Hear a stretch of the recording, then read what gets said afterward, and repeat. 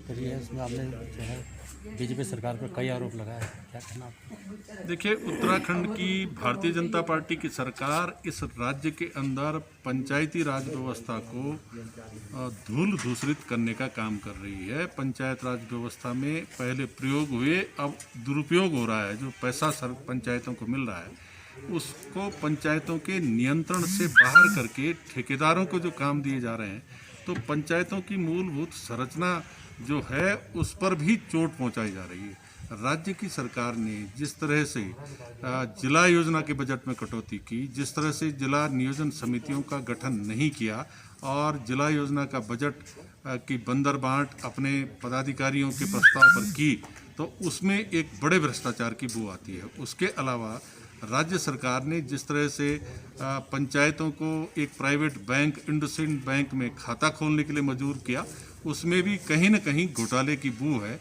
नहीं तो क्या वजह है कि एक प्राइवेट बैंक में इस राज्य की 7,794 ग्राम पंचायतों, 95 ब्लॉक और 13 जिला पंचायतों को खाता खोलने की मजबूर किया गया। दूसरी जो महत्वपूर्ण बात है कि राज्य सरकार जो ठेकेदारी प्रथा को पंचायतों में विकसित कर रही है, उससे भी पंचायत के लोग अपने को आहत और अपमानित महसूस कर रहे हैं। हमारे जो पंचायत के प्रतिनिधि हैं उन्होंने अब तक जो ग्रामीण पेयजल की वितरण व्यवस्था थी उस पर पंचायतें काम कराती थी, अब वहाँ भी ठेकेदार भेज दिए गए।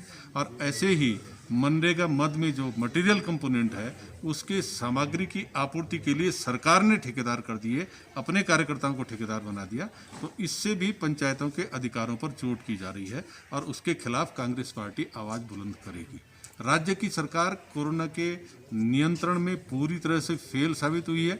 जो कोविड नियंत्रण केंद्र हैं उनमें जो मरीज हैं उनके वीडियो जिस ढंग से निकल करके वहाँ की दशा दुर्दशा को बयान कर रहे हैं, वो अपने आप में समझने के लिए काफ़ी है कि विश्व बैंक से कोरोना की रोकथाम के लिए लिए गए 75 अरब रुपए कर्जा को कोरोना की रोकथाम में लगाने के बजाय उसकी बंदर बांट भारतीय जनता पार्टी की सरकारें कर रही हैं और मरीजों को घटिया खाना दे रही हैं। उनकी इलाज ठीक तरह से नहीं हो रहा है, ये हमारा दूसरा आरोप है। इस घोटाले पर रोक लगाने के लिए भी कांग्रेस पार्टी सड़कों पर संघर्ष करेगी। और उसके अलावा जो राज्य के अंदर प्रवासी बेरोजगार हैं, राज्य के अंदर जो पंजीकृत बेरोजगार हैं, उनको रोजगार देने की दिशा में भी सरकार पूरी तरह से विफल साबित हुई है।